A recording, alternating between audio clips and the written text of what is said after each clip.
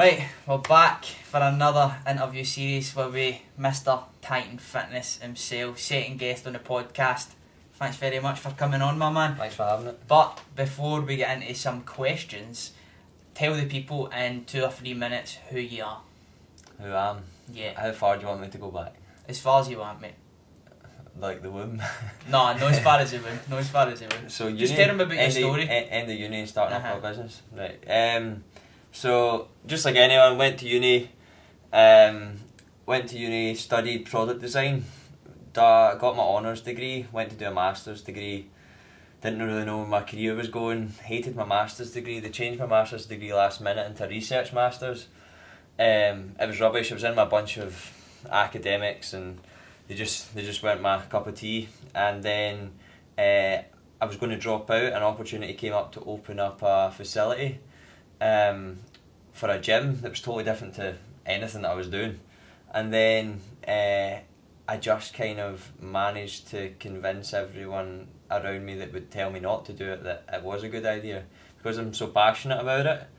And it's paid off so far. So it's 2 years down the line. It'll be 2 years next month since I've opened. So took a bit of time to open it up, but in terms of actually going from a master's degree to that, there was an overlap after a while. So I was going into it'd be funny if the university's watching this, but shout out uni. What uni was it? Dundee Uni. Dundee Uni. Shout out Dundee Uni. But because they changed my course, I was still had access to the facilities. So likes of the laser cutters, the branding stuff.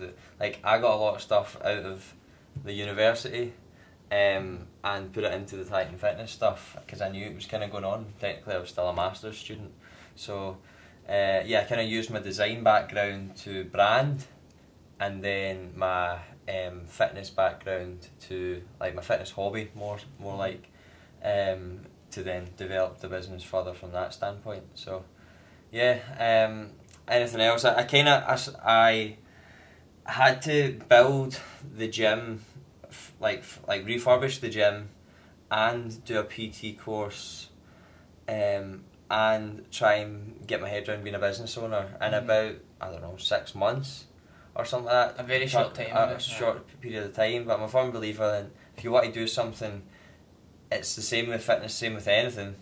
You don't wait on it. You just do it, and you'll make mistakes. But if you've got your foot in that door and keep going with it, then it'll pay off. You're passionate enough about it. Whereas if you wait for the perfect time, it's never ever going to come. Right, before we get more into detail about the business and different aspects of your personality and your story, you've got some iron brew and some haggis with you today. Some people are probably wondering what the hell is happening. That looks like a very odd combo of haggis there, by the way. You could have probably positioned it a bit better. But no, like that's blurred. That's it. We need to start again now. So tell the people what you're doing.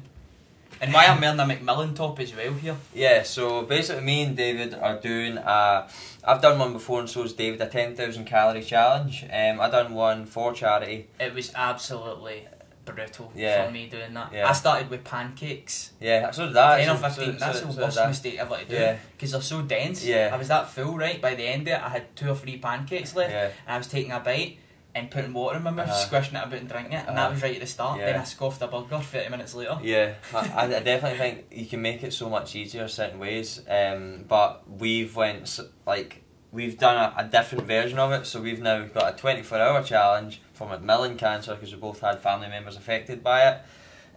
It's for a great cause, but we've got 2 different both food challenges, but 2 different types of food challenges. Yours is for broccoli? Yeah, I'm eating broccoli. I'm actually working with Mr. Sylvester here right now, and you're helping me through my fitness journey.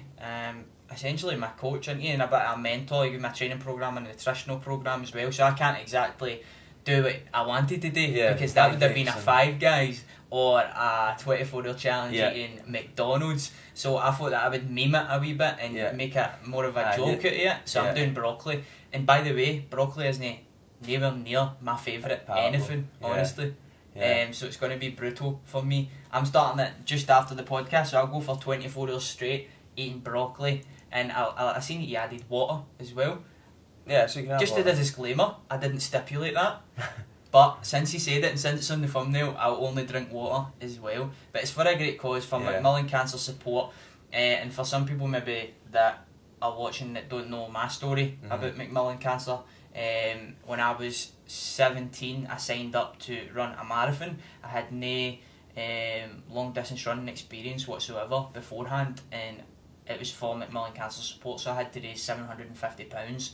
And the reason why I wanted to do it and push myself out my comfort zone and do it for Macmillan Cancer Support is because my nana was actually diagnosed with cancer about 6 years ago and has now been in remission, thankfully, from that for 3 years now.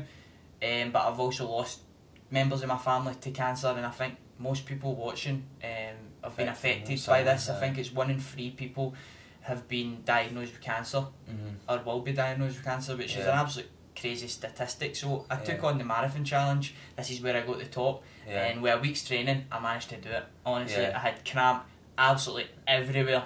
Every single crevice of my body had cramp, but I managed to go over the line and raise It's amazing what you can do money with just putting your mind to it, and for a cause you get that like drive to do it. So it was absolutely crazy. It was brilliant. You should do a marathon.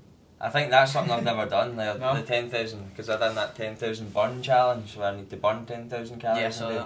So that was brutal. But today, I've started off. I think I've had about 4,000 calories so far. So not very much of it has been iron brew. It's majority just haggis. So I've had 3 big plates fulls of haggis. Started off at 7 in the morning.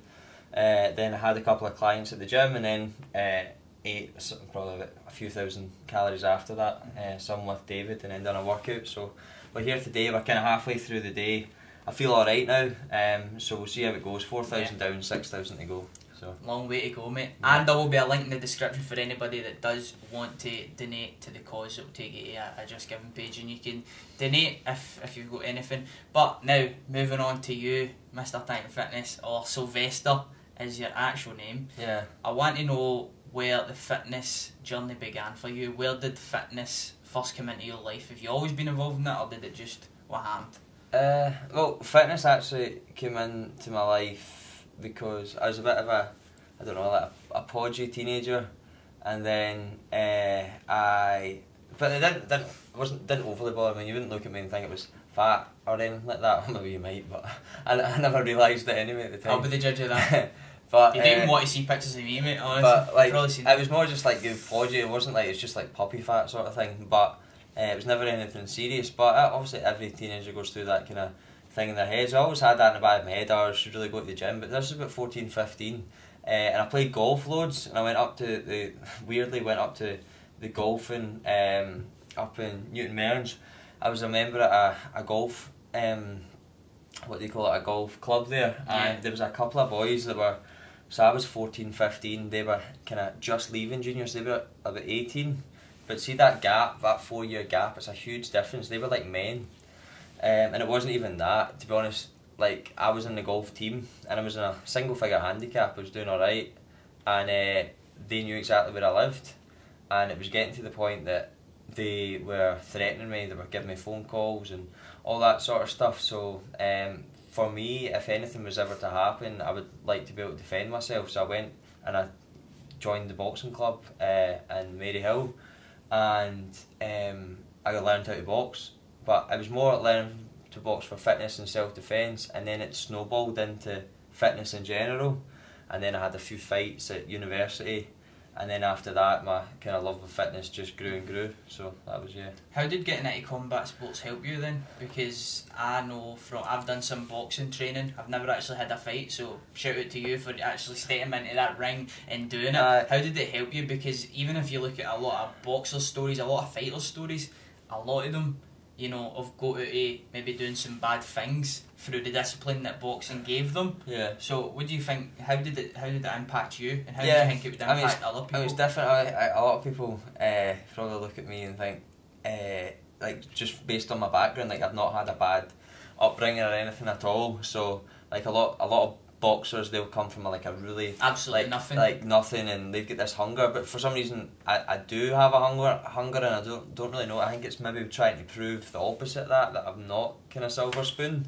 So that's why I've got that hunger there. I think in terms of boxing, it just helps me discipline myself to. I'm quite. What's that word?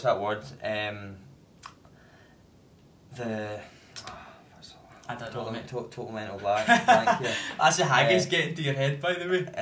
Addictive personality. I've got a very addictive personality, so like if I get if you start something, you want to become the best. I need best to do of it. Yeah, I get pure obsessed with it. So that was always the same with golf. Then I moved to boxing, and it was not so much with uni, but then it was business as well. Business, so. Yeah, but it's really helped me. It just helped me kind of tunnel vision and focus. The main thing was confidence, really, just knowing. I feel as if knowing that you can handle yourself definitely just helps you in daily life, like walk about and you don't have. So that helped you then with the bullies. Well, yeah, nothing ever really came of it, but like just knowing that if anything did come of it, then I would at least. You're going to start throwing some fists. You were able to defend yourself, right? Yeah, basically, yeah, pretty much. Yeah. So, bringing it back to the fighting, you had your first amateur fight. What was that like for you going into the ring for the first time?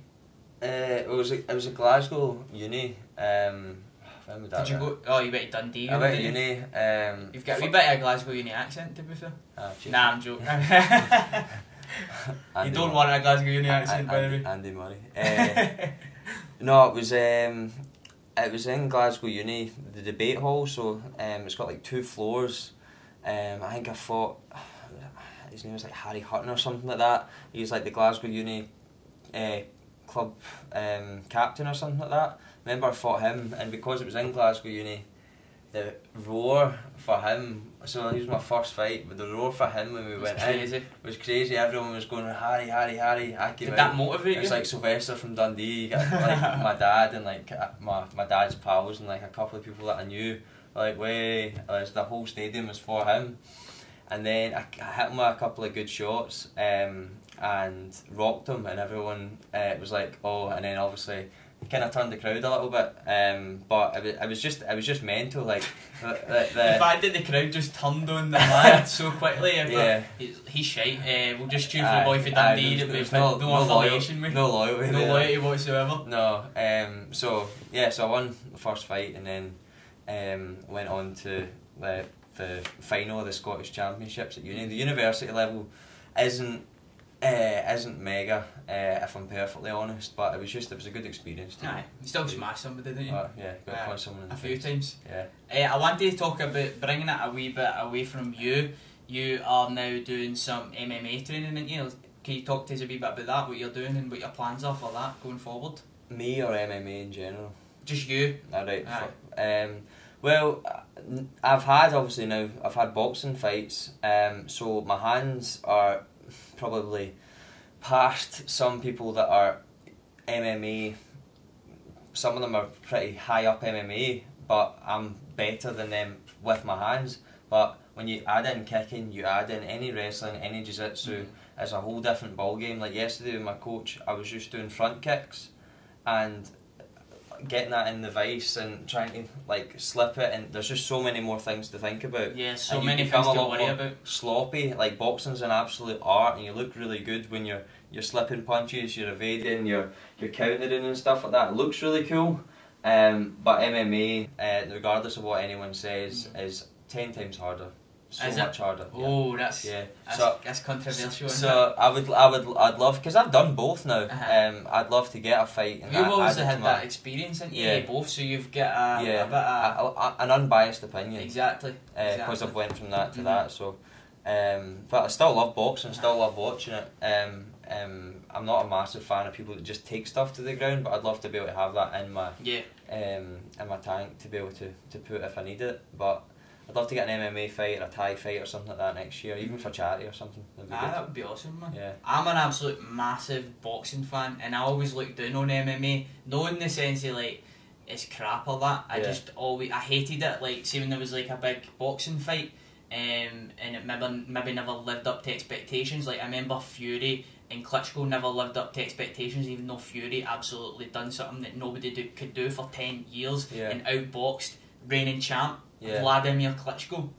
You've seen the size of his biceps? Do you know what I mean? I loved that fight, but there was a lot of casuals that tuned into that, and I'm looking on Twitter and it's all boxing's dead, UFC's better, and it gives you a bit of a sour taste in your mouth, to be honest, when you're a boxing fan, and you're straight on the defensive, and you're like, fuck UFC, fuck MMA, and that sort of stuff. But I started watching a wee bit of MMA through Conor McGregor because I liked his style. I liked his stand-up style. When stuff started to go to the ground, I never enjoyed it, and I turned off, essentially. But when Conor McGregor's standing up and knocking guys out, he's basically boxing. Do you know what I mean? Which brings me on to Khabib and Conor McGregor. So what are you saying? What are you saying about that? So I was obviously team Khabib, and you were team Conor McGregor. So we went to Dublin and done our predictions, didn't we? So nobody actually ever seen my prediction, but I said Khabib would take him to the ground and maul him, and he did. So I should have put money on it. If I'm perfectly honest, Conor McGregor. So I feel as if you get two types of Conor McGregor. You get the one that's evasive, in and out, and he throws his punches. Very good counter puncher. He gets in people's heads, so they rush in. He's a very good counter puncher, so then that's how he's managed to knock people out. He was actually very good against Chad Mendes. I know Chad Mendes didn't have a lot of notice, but in terms of his wrestling and stuff like that, and because Chad Mendes is a fucking great wrestler, isn't he? So he's got a decent chin on him. He's a wee bit smaller and stuff as well, but Khabib's a different animal. So I wasn't sure, but I know for a fact that regardless of what anyone says, I know that he hit him with one punch. But McGregor's 100% would beat Khabib in any sort of stand up at all. Hands down. If he actually went in, hands down. If it was just that, he was waiting for the takedown. And he got caught with a punch. And I haven't really got nothing against Khabib, but if he thinks he can go against Mayweather, this is the new thing. That actually looks like it's going to happen, because Mayweather came out and says let's do it, but he'll need to do it in my world, bitch, because I'm A-side. So which will happen, because he'll do it for the money. And apparently it's a lot closer than people think.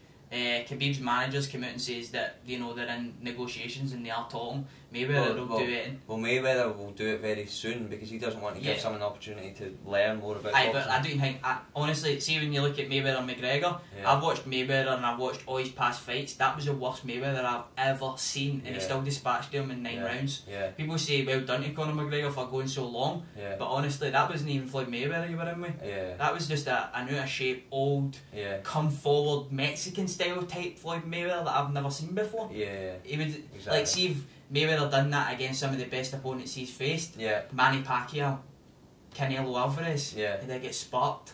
But he just walked forward. But credit to McGregor actually for making the step and coming over. Well, that's one thing. Like this video might even get dislikes if we start talking too much about. Well, I'm team Khabib, your team McGregor, so we cannot like it. We cannot like it, you know. But anyway, like the actual McGregor thing, I feel as if McGregor was in such a pedestal that eventually he was going to get knocked out, he was going to fall. And that's the thing, like when I just talked about the transition between boxing to MMA, it's not just, there's so much more to think about.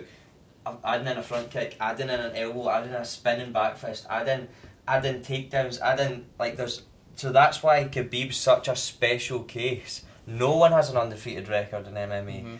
Everyone has defeats, and Khabib will get beaten. Think Tony Ferguson might beat him. That would be a great which fight, then honestly. Might make the McGregor versus Khabib fight almost like, is that good anymore sort of thing. So I kind of hope Khabib wins again. How much of a maniac is Tony Ferguson? Like, see when he got knocked down in his last fight and he just starts doing like forward rolls and all that. It's pure amazing though, isn't it? It's crazy. So I think that would be a great fight. I'll look forward to seeing that. So can Conor McGregor come back for this, do you think? Yeah, I think he's got the... Can he beat Khabib in a rematch though? That's the question that everybody wants to know. If he trains right. I think I watched the Joe Rogan podcast with Joe Kavanagh, and he basically just said that they didn't train properly for it. They never done any like boxing sparring and all that, did they? So he wasn't sharp there. His punch resistance was like so he didn't respect him at all. Whereas that was what he should have been focusing on, because that was really his only shot. Exactly. If he had that locked down, that was his shot to spark. Everybody was always saying that Khabib's been sparked a couple of times before, I think. He's been wobbled a couple of times because he rushed in and he tried to take him to the ground quick.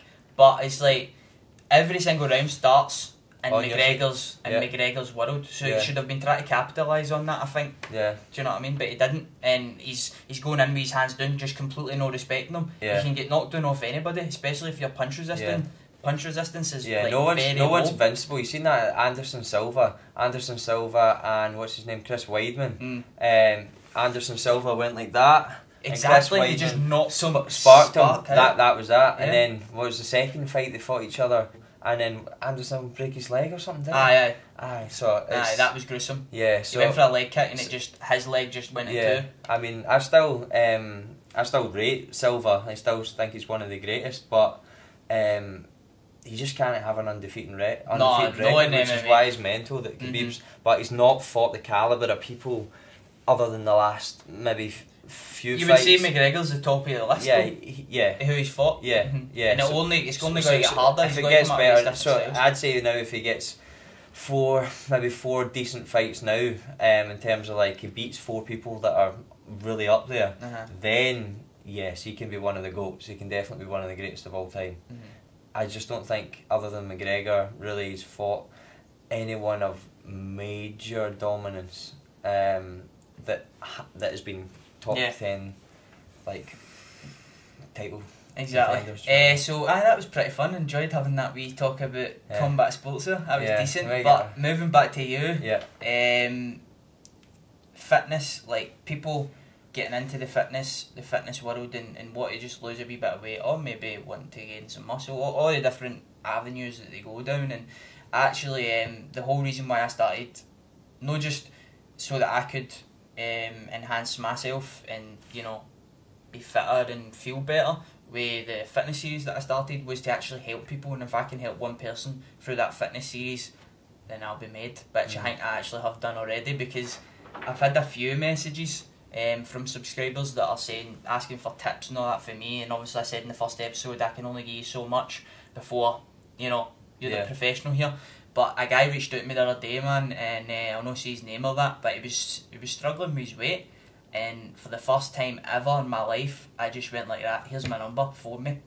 And he was like, I'd met him before, he's a Rangers fan and that, and he gave me a nice message, and I went, just fucking phone me, mate. So I ended up on the phone to him for about 15-20 minutes, just talking to him. And then see, when I went back in, I was having a shit day, and I went back in and I spoke to my girlfriend, and I was like, I says, no wonder people are like personal trainers and they try and help other people and that sort of stuff, because the feeling that gave me was unbelievable, honestly. And I'm thinking in my head, like, if he loses the weight in 10-15 years time, he could be sitting down to his kids and that and saying, this is the reason why I'm in front of you today, because I was just gaining weight at a crazy amount of speed, and this is the reason. But I don't want any credit for that, but it's just crazy to think that could have been the case. So what does it do for you, man? Like that sort of stuff. You're helping people day in and day out to achieve. Yeah, for me, it's rewarding. So I guess it's kind of selfish in that sense, and selfless at the same time. Because you have to be slightly selfless to put in a lot of effort. I.e., pick up the phone to someone, and speak to them about subjects that maybe are going to be uncomfortable for them and uncomfortable for you to hear. But see the reward that you get and the messages that you get from people after a period of time, and they have got the results, and you tell them one thing and maybe they don't listen straight away, but then you tell them and you tell them and you tell them, and then eventually it sinks in. And then see, once they get that and they start getting the results from that, then they message you and go, oh my god, you've been telling me this from the start. Then that's the rewarding feeling. And I think I'm at the point now where everyone can change, and I'm a firm believer in that, but they need to want to change in themselves. So there's only so much you can do. So I used to get hung up on people that didn't really want it, and I'm like pushing them to like, oh, why are you not doing this? Why are you not doing this? But to be honest now, I make sure I ask them what they're doing. But if they're not trying to push it themselves, then there's a deeper issue there that they need to then deal with. And I think it's hard to find that thing between being a psychiatrist and a personal trainer. Like, see, when you get one-to-one with clients, the amount of stuff that people open up about is mental. So it should feel really comfortable with each other. So no, it's definitely a good thing, and anyone that's looking to get started in their fitness journey, I'd say an investment in an online trainer, or a personal trainer, or something like that. Just rather than guessing your way through. If you went to sit a chemistry test and you guessed your way through it, I would guarantee you wouldn't pass it. It's the same thing when it comes to fitness. If you have the basic knowledge, you might pass it. If you hire someone, you basically hire a tutor basically. That's what you're doing, and you're going more likely to pass. Just guidance and mentorship in it, and pretty sometimes it's much. like getting over your own ego as well. Sometimes, Yeah. if you know what I mean, to put your trust in somebody else, Exactly. and open them up, and you know, Yeah. hang me through that. But what's your? You don't need to say any names, but what's like one story that stands out for you through somebody you've trained? Mindset. So I have a client. I won't say who it is, but she came to me. It must have been close to 2 years ago now. Like she's been one of my first clients. Well, maybe a year and a half. Maybe about 6 months in she came. But during that time, she came. When she came, it was like, and I did know her from previous. But when she came, she was so like down, and I won't say why, but she was so down. And just the difference that I've seen in her, she's actually seen a difference in me. And even though, because I actually was very down when I first opened the business, I was in a very, like, my lowest part of my mindset, and then I found something that I really enjoyed, and the difference between me then and me now is mega.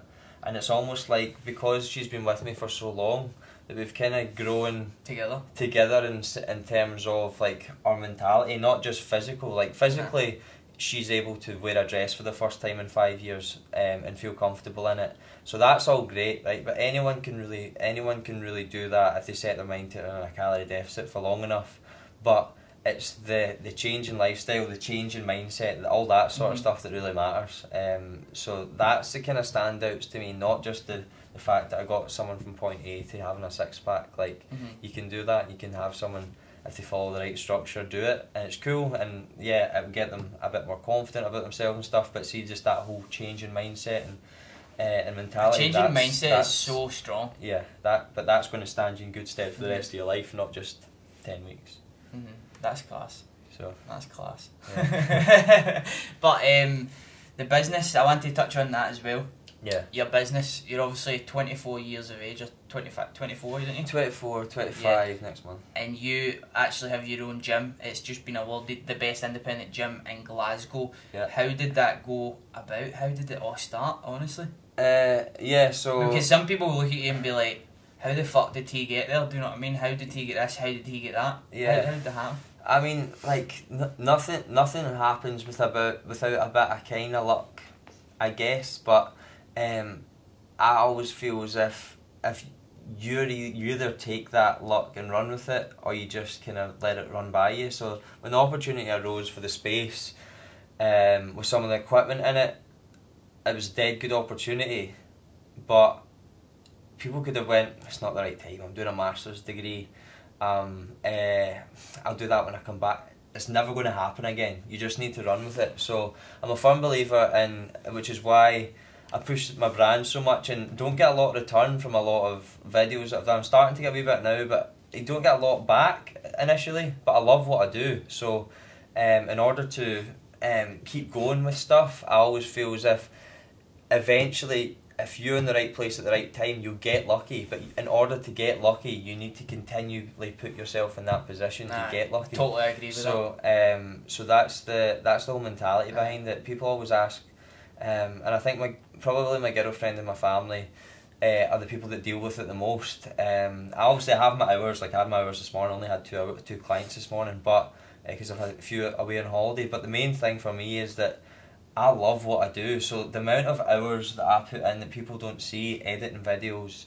doing ebooks, doing infographics, doing stuff for Instagram, that sort of stuff I love doing. That's my design background, etc. But I love doing it, and I know that it benefits people. I get messages from people.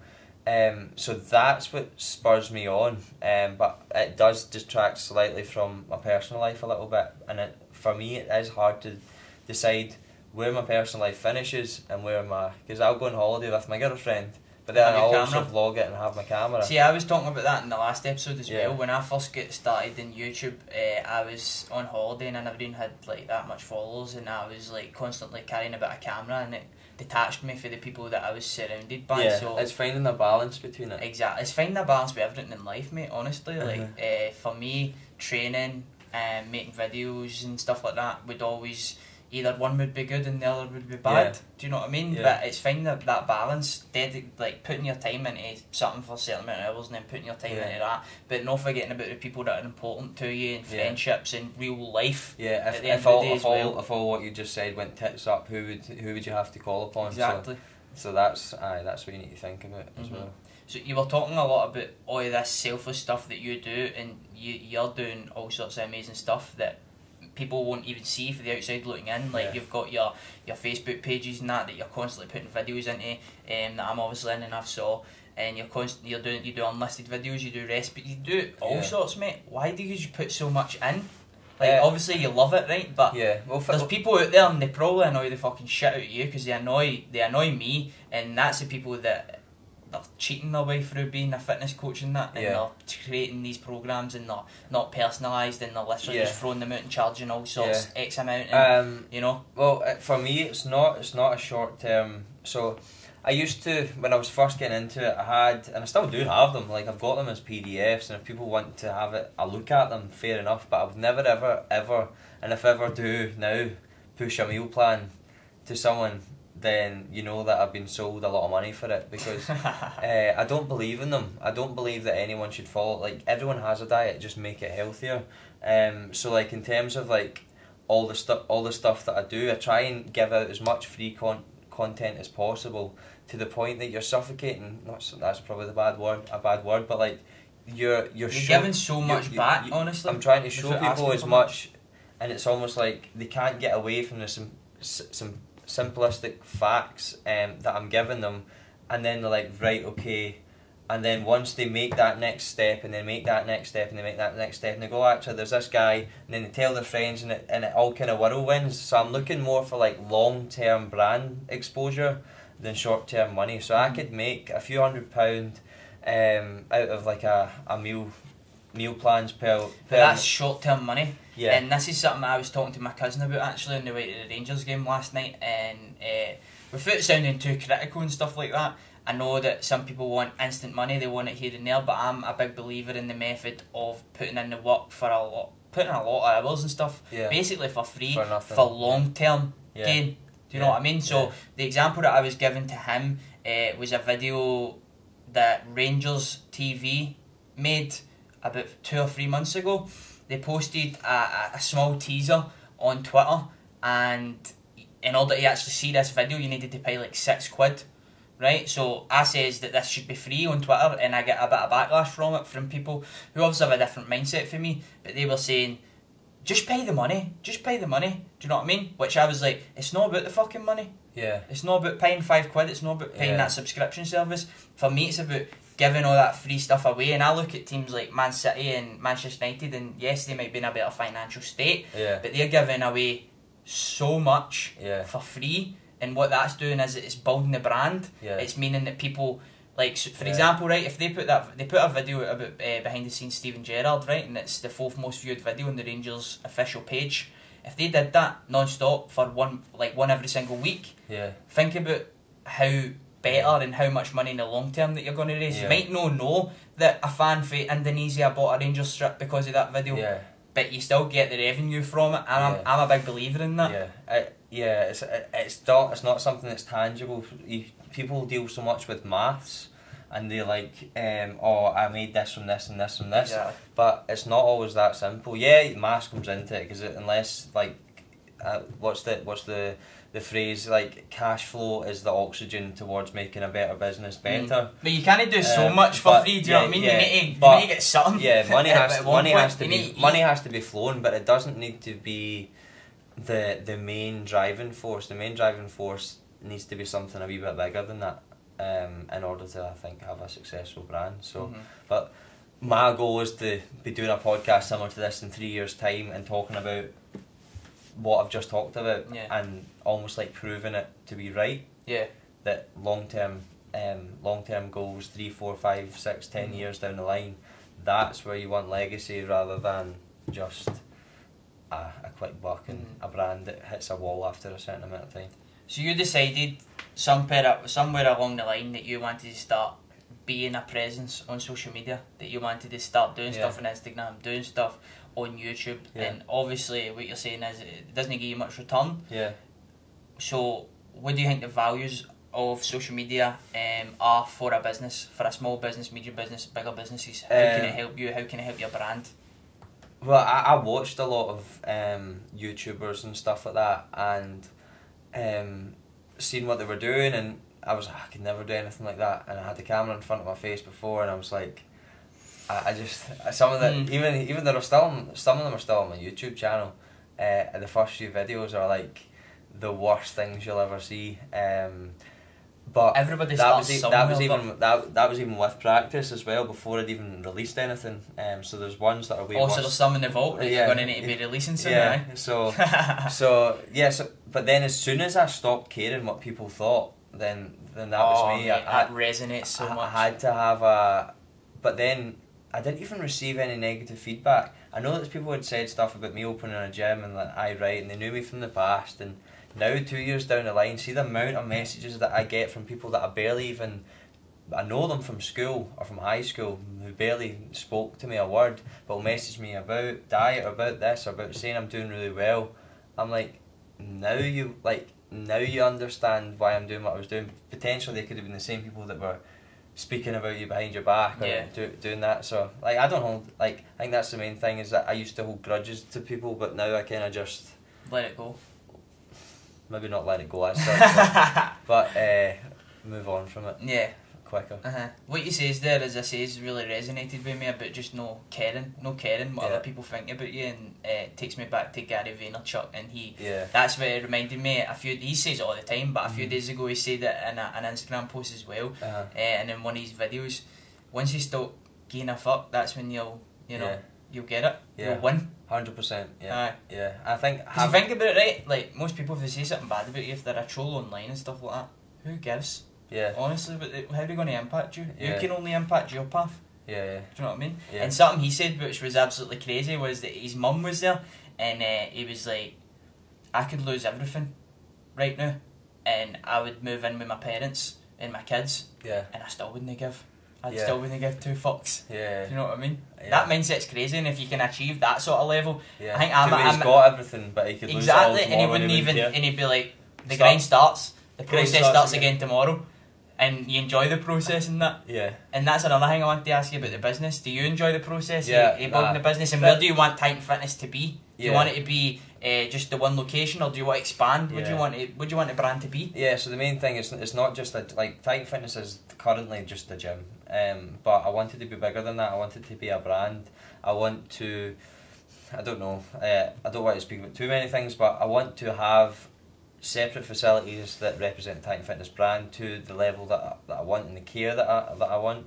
But again, it's finding people that are going to work with you is probably the hardest part. I've had PTs in, PTs out constantly throughout the gym, and it's a very selfish, as much as there's a lot of selfless PTs, there's a lot of selfish PTs, and anyone that's more interested in their physique than their clients, there's your selfish PTs. Like, see the bodybuilders and stuff like that, there's no disrespect to them, but a lot of the time they don't meet the best PTs, and that's probably because they're focused way too much. Because I couldn't focus when I done that photo shoot, and that wasn't even to a level of bodybuilder or a physique athlete or something like that. When they focus so much on themselves 3 or 4 or 5 times a year doing that, doing the prep for shows, doing the prep, my energy levels go down regardless of who you are, so you can't give that fully to your client. So either you need to take a step back from the PT thing and then build a brand, which is potentially what I might eventually do. And I love doing all this content creation stuff, so that's awesome. That's the way I see myself going. I see myself doing that and being the person that does all the stuff in order to keep my clients motivated and be in the classes and be in the stuff as like it's probably a really bad word, floater, like floating in between the classes. Very good, mate. Very good. And so that's where I kind of see the business. Whether it goes from in the next 5 years I get 1 business, and in the next 10 years I get 10. I don't know.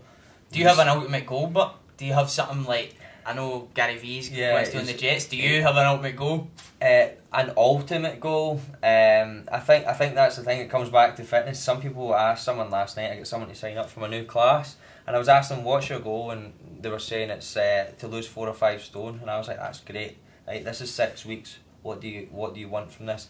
So having short-term goals and medium-term goals, but knowing that long-term goal is probably the best way to go about it. And I would say my long-term goal has changed a few times, because there's the short-term goal for me was to be able to get a few hours off, because I used to do way more hours than I did on the floor, and it was affecting me quite a lot.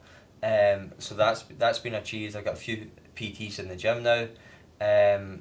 So that's been a short-term goal achieved. My next short-term goal medium-term goal, I would say, is to potentially open up a second facility. Short-term goal was to, in January, do online personal training. And then long-term goal is to be the person in Scotland, potentially the UK, for online training, and just have like a massive brand. Scotland's so far behind in this sort of stuff. I see we've had discussions about this as well. See local businesses all the time not putting enough into Facebook advertising, all this sort of stuff, and it's so cheap right now, and they just don't see the value in it right now, and they're going to regret it in 5, even 3 years time, 2 years time, and I'm exhausting it as much as I possibly can at the moment, just to actually get my teeth into it and never regret what I'm doing. So that's why I'm just going full steam ahead, rather than just enjoying my 20s. I'm still enjoying it. Like I still show float. Where were you at the weekend?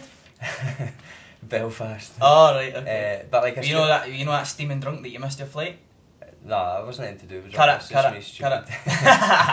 That's just me being stupid.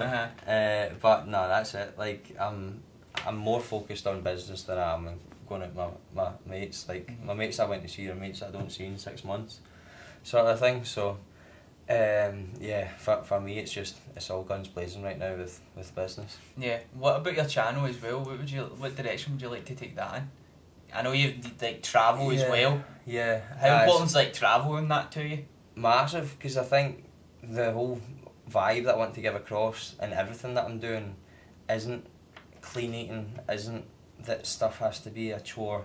It's a lifestyle. Everyone puts on weight, everyone loses weight, and goes through this, but if you have a handle on food in general and know what you have to do in order to lose weight, to look good when you go on holiday, and feel good about yourself the majority of the year, and still enjoy yourself, and don't view exercise and nutrition as punishment, then that's... You need to create a good relationship with food if you're on a diet. With food and exercise, and if by showing the travel side of things, it shows that people that are kind of in the realm of fitness and like do all that sort of stuff also go travelling and stuff, and have a drink, eat a burger. It's not all just about Instagram shots with like people on the top of waterfalls and that sort of stuff.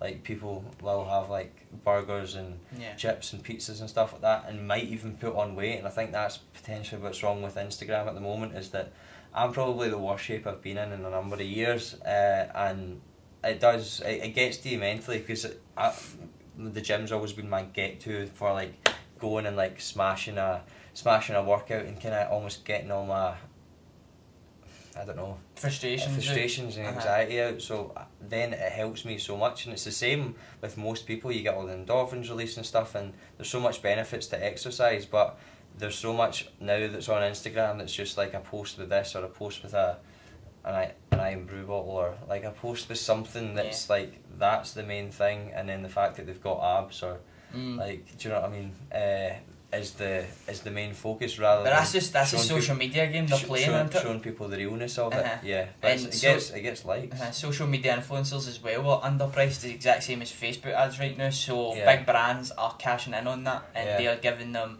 relatively peanuts for the amount of eyeballs and clicks that they're getting, because that sort of stuff is replacing your traditional, ways like of marketing. Who watches adverts on the computer or on the TV anymore? Who even watches TV? Who even watches TV? Netflix is taking over, honestly. Netflix killed television. 100%, yeah, definitely. Like even YouTube and stuff, like half the time I watch stuff on YouTube. I just watch YouTube. Than anything else. The only time I watched television release for live Love Island. Love Island was actually decent, honestly. That was another thing, it was similar to MMA, I criticised it until I watched it. It was decent. It was actually pretty good. Aye. it wasn't fully like pure idiots, but I'm not going to get into a Love Island Yeah. conversation No, in this podcast. Oh wow. Clear from that. I will go back to fitness, man, but what a lot of people have been asking recently, and it seems to be a massive trend right now, is intermittent fasting. Can you give us a wee bit of background on that? It's obviously a dieting strategy. Yeah. So, intermittent fasting, I'm actually doing a nutrition seminar a week Plug. on Saturday, and I'll be talking about that. Basically, intermittent fasting, I follow it, but also kind of don't follow it. So, intermittent fasting is a strict kind of eating window that you eat within. It's usually about 8 hours. So, if my maths is right, which is probably not because I'm terrible at maths, it's an 8 hour eating window with a 16-hour fast, including your sleeping cycle. And your 8 hour eating window, it's meant to help with fat loss, which it does, but people forget the reason why it helps with fat loss. It helps with fat loss basically because you eat less, because you've only got 8 hours to eat them. So that's the kind of thing. But what I've kind of done now is that it suits my day most of the time, but what I do now is that I just push my first meal back. So I've saved the 600 calories that I might have eaten for breakfast, don't eat, and then I'll eat them later on, or I'll eat a wee bit of them later on in a bigger meal later on. But I've still saved 400 calories, which then puts me into a calorie deficit, and then that's how eventually you lose fat over time. So it's all to do with the calorie deficit. Anyone that's on my Instagram or on my channel will know that that's all I talk about. There's always some way that I can rein it in. So you've just asked me about intermittent fasting, I brought it around to calorie deficit. So it's all about calories in versus calories out. If you feel as if you're not eating enough, move more. If you feel as if you're feeling as if you're not moving enough, move more. It's always about moving more and eating less calories, which doesn't mean eat less food. There's obviously a benefit to eating healthy food, but it's all calories is always king. So for me, it's like as soon as you get used to your macros and all that, and you're starting to hit them, you're starting like a game. You're starting to hit your protein, your carbs and your fats and that, and then micronutrients comes into it, and then sodium intake and all that comes into it, and then it's just another fucking world altogether. Yeah, well, that's, you're learning again. Yeah, so that's great, but it's also that's also where people struggle, because they look at all this stuff on MyFitnessPal and go, oh my god, I went over my fibre intake by 14 grams. But like in the grand scheme of things, are your calories in place? Is your protein in place? Then your fats and carbs. Focus on those things. I've got this triangle like based on like priorities. A pyramid system. Yeah, like a pyramid system. So focus on your calories first, then your macronutrients, then your micronutrients. Then it just goes on and on and on, and like supplements and meal timing and stuff like that. The stuff that doesn't really matter when too many people focus on. But when you look into it more and more and more, it's like the small stuff rather than getting the big stuff right first. That's how they fail. So that's, I think so that's they're getting all sorts of micronutrients, but they're getting nowhere near the macros and all that sort of stuff. Yeah, so, exactly. Yeah, catch-22 with that one. Basically, yeah. I want to talk about the fitness industry as well. Right. And the direction that you think that's going in right now. There's obviously been a massive peak in people coming out saying that they're taking SARMs or they're taking steroids and that because they're getting called out for it. Yeah. And they have been for a long time. Yeah. But what do you make of that, and what do you make of taking performance enhancing drugs and that in the fitness industry? Well, to be honest, it's been on probably longer than you think. It's just probably got worse in terms of the media. Like, what is it? I can't remember the exact date, but see if you look at all you need to look at is that a person from before steroids were invented, and then a person now, right, that claims that they're natural. Exactly. This person is an elite level, top of the world, and they are not that big. You look at someone who is huge, way bigger than this person, and claim to be natural, they're not, right? And I think that's the thing. There's nothing wrong with it. I think, unless it's in a fighting sport, if you take steroids and you're in a fighting sport, you should be jailed. You're literally making yourself, because there's people died from it. Exactly. You're making yourself more of an animal, because it's like, it is a performance enhancer. It makes you perform better, it makes you quicker, it makes you faster. Like, it makes you stronger. It makes you so many of these things that if you're a bodybuilder and stuff like that, and that's what you want to do, these things aren't tested. Go do what you want to do, but don't lie to people either and say that this is the physique that you can get from that. I mean, that's where it annoys me. Because I'm the exact same in the terms of like if a bodybuilder that's competing and stuff like that wants to take steroids, then I go for it. Do you know what I mean? But when you're questioned on it, or when you're preaching, or you're putting out false advertisements in a sense that anybody off the street can achieve that naturally, it really annoys me. Or then when you start selling programs and this and that, but you're still not telling anybody about the secret sauce. Yeah, exactly. It really gets to me. mean, like, see all the guys, not all the people, but like people that take steroids, most of them work hard. And I think that's how they get the they get the some people that take steroids, man, you wouldn't have a fucking clue. Yeah, so there's some people that take them and they still need to put in the work. But your results go twofold. Like, you can't deny it. Why would you take them otherwise?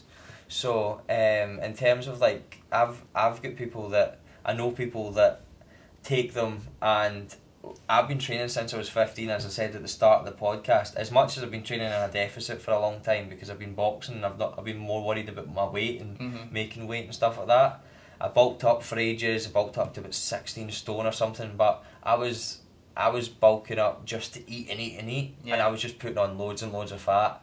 And anyone that was potentially on steroids at that time, if they'd eaten what I'd eaten, they probably wouldn't have put on that amount of fat. So they've got that. And sometimes I'll have clients ask me about people that are on Instagram, and I'm like, please don't take their advice, because just look at them. There's no way that they're natural. They've been training for 3 years. I've been training for 10. Fair enough, I've not been doing it right for the whole 10. But like, you look at my physique 3 years ago, it's not much different from what it is right now. Other than I got a bit leaner. Like, that's it. So there's only... I was going to say, alright, Max tuning. It's not got any better. Just still like, try to hit 315. Plateaued. Have you hit 315 on bench? I don't know what that is on... I think it's 143 kilograms. I'm on 40 for reps. So you can then. So you're stronger than Potato legend Max. Yeah.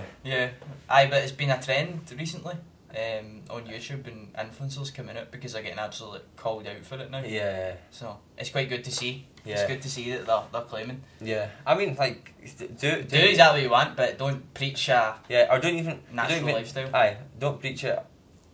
Just if you don't want to get. Just don't say anything about it. Yeah, just don't say anything. Yeah. Like, I'll not mention any names, but there's lots of people that do that as well. Yeah, so like, I mean, keep yourself to yourself. People are going to do worse. People go out at weekends and take all sorts of drugs. Do you expose them on social media? Well, sometimes you do, but like, at the end of the day, people are going to do... You don't want slander though. People don't want any lawsuits. Yeah, people are going to do what they want to do, so like, just let them. But as long as they're not making people like...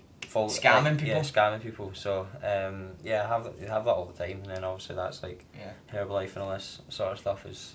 Herbalife? I've never heard of that. Sorry, we'll cut that out. Never heard of them, mate. What's your opinion on all that then?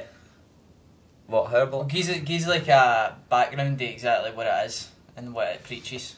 Well, I'll not single that out completely, but anything that gives you a set amount, there's loads of names now, anything that gives you a set amount of shakes and food, and as obviously I said before about meal plans are fine for a fighter to get to a certain weight, or someone that doesn't want to look at the calories, but in long term there's no point in them. So these things work, and they all come back around. Calorie deficit to lose weight, intermittent fasting, calorie deficit, everything for calorie deficit, keto, everything's all about a calorie deficit, and people somehow, regardless, I've probably said this about 15 times already, the words calorie deficit and this. And that's going to be the fucking title at this point. And people are calorie deficit. Guaranteed. What if people at home saying what is a calorie deficit? Yeah, well, just Google it. Just Google literally it. Just Google it. Google's your best friend in this one. Yeah. So literally, like, people still continue to ask me what's the best exercise for fat loss. I'm like, have you sorted this thing out that I keep talking about? No, they don't. So the reason why these things work, and they do work, and they've got loads of case studies, is because they've put them in basically juice for and like a cup, maybe a meal a day. But why is that? Well, the coffee and biscuits that they would normally have, they don't have anymore, and the snacks that they would normally have, they don't have anymore. So that's brought them back into a calorie deficit. And then instead of the meals that they would normally have, you just have shakes. So that's my issue, is that it's not teaching anyone anything. And even like Weight Watchers and Slimming World and stuff, some of the recipes I've looked at and I've cooked and they're really good, but it does not teach anyone anything. I think that's the thing. It's educating people when I feel as if it's lacking and everything. I used to be really critical on like Slimming World, because I had family members that did it, and I always thought, you could just do it yourself, but it does get you results. As long as you know, but it's the education system that I don't really back when it comes to that. It's a great marketing tool for them, because so you start from here, you lose weight, and then what you put weight back on, right? And they're like, okay, I don't know how I lost weight or how I put it back on. I need to go back to Slimming World. Pay them again. And I think buy the product. I think there's even like a buffer fee.